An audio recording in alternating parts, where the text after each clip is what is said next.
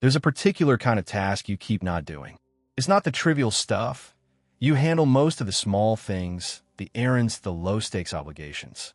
It's the important one, the project that actually matters. The work connected to something you genuinely care about. The thing that, if you finished it, would make you feel proud, capable, relieved. And somehow, that's exactly the thing you keep avoiding, sometimes for days, sometimes for years. This is deeply confusing because it runs directly against logic. If a task would make you feel good when it's done, and if it matters to you, you should be more motivated to do it, not less. And yet the pattern is consistent and almost universal. The more a task is tied to something that genuinely matters, the more powerfully you avoid it. Most people interpret this as laziness, poor discipline, or bad time management.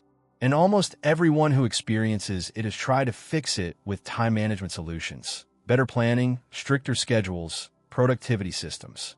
And almost everyone has found that those solutions don't work because they're aimed at the wrong problem entirely.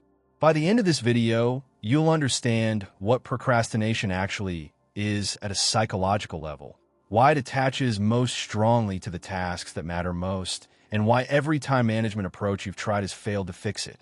Stay until the end, because the final section explains the single most effective intervention research has identified, and it has nothing to do with discipline. Let's start by correcting the fundamental misunderstanding. Procrastination is not, at its core, a time management problem. Decades of research, particularly work by psychologists like Timothy Pychyl and Fuchsia Sorois, has converged on a different understanding. Procrastination is an emotion regulation problem. Specifically, it's the act of avoiding a task, not because of the task itself, but because of the negative emotions the task generates. And the avoidance provides immediate, if temporary, relief from those emotions. Here's the mechanism. When you face a task, you don't just assess the work involved. You experience an emotional response to it. And for important, meaningful tasks, that emotional response often includes anxiety, self-doubt, fear of failure, fear of not being good enough, or the pressure of expectation. These feelings are uncomfortable, and avoiding the task makes them go away instantly.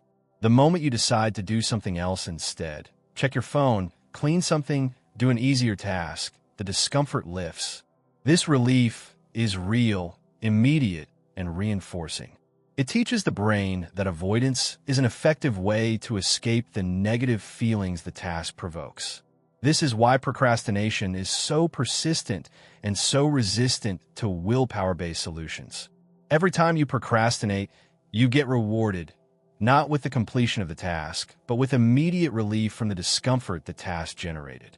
The behavior is being reinforced on a deep level, regardless of how clearly you understand, intellectually, that avoiding the task is making things worse in the long run.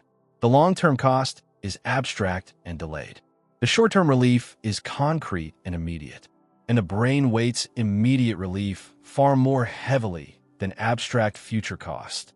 Now here's where it explains the specific, counterintuitive pattern of avoiding the most important tasks most powerfully. The intensity of procrastination is proportional to the intensity of the negative emotion the task generates, not to the difficulty of the task itself. And the tasks that generate the most intense negative emotion are precisely the ones that matter most to you, because those are the ones tied to your sense of self-worth, your identity, and your fear of failing at something you actually care about. A trivial task carries no threat to your identity. If you do it badly, it means nothing about who you are.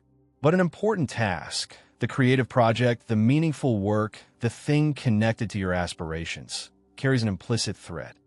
What if you try your best and it's not good enough? What if the thing you care about reveals that you're not as capable as you hoped? This is the specific fear that makes meaningful tasks so emotionally charged and therefore so powerfully avoided. The avoidance isn't about the work. It's about protecting yourself from the possibility of discovering, through genuine effort, that you might fail at something that matters to your sense of who you are.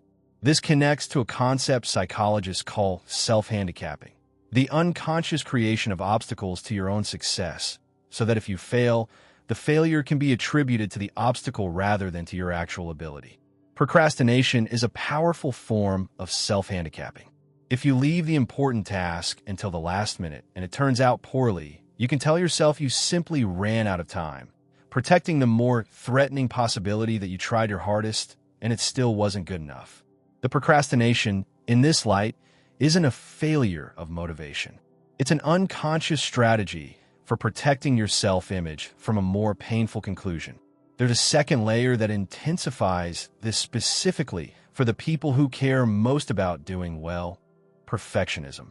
Counterintuitively, the people who procrastinate most on meaningful tasks are often not the ones who care least, but the ones who care most, whose standards are so high that the gap between their vision of how the task should turn out and their fear of how it might actually turn out generates overwhelming anxiety.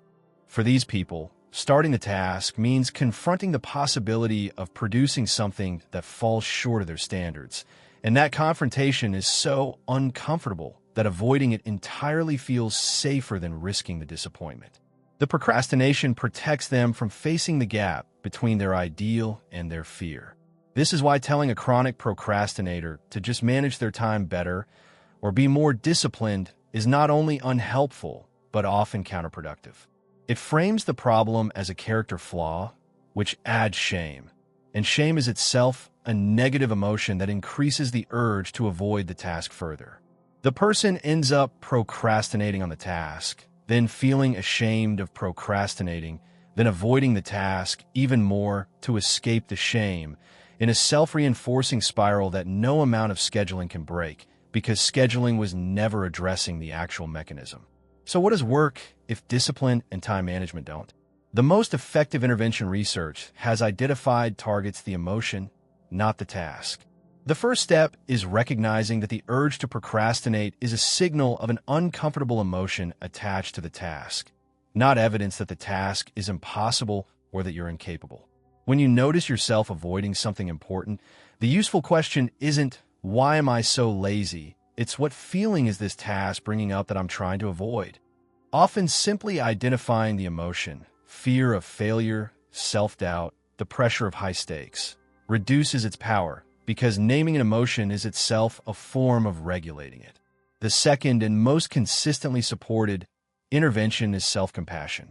Research by Royce and others has found that self-compassion, treating yourself with the same understanding you'd offer a friend, rather than harsh self-criticism, significantly reduces procrastination. This seems backwards to people who believe they need to be hard on themselves to get things done. But the research is clear. Self-criticism increases the negative emotion attached to the task, which increases avoidance. Self-compassion reduces that emotion, which reduces the need to avoid. People who forgive themselves for past procrastination actually procrastinate less in the future, not more. The third intervention is reducing the emotional stakes of starting, because the threat is tied to the task as a whole and to your identity riding on its outcome. Shrinking the first step to something almost trivially small reduces the emotional charge enough to begin. Not write the report, but open the document and write one sentence. The goal is to lower the emotional barrier to entry below the threshold that triggers avoidance, because starting is almost always the hardest part, and momentum tends to build once the initial emotional resistance is passed. Here's what ties this together. You don't avoid the tasks that matter because you're lazy or undisciplined. You avoid them because they matter, because they're tied to your identity and your fear of not being good enough, which makes them emotionally threatening in a way trivial tasks never are. Procrastination is your mind's attempt to protect you from that threat by providing immediate relief from the discomfort the task generates. Understanding this relocates the entire problem away from willpower and scheduling toward the actual emotions driving the avoidance. And that's the only place a real solution has ever been. If this explains something you've struggled with, tell us in the comments about the important task you've been avoiding the longest, and what feeling comes up when you imagine actually starting it. And if you want to keep uncovering the hidden mechanics behind your own behavior, the next video is right there.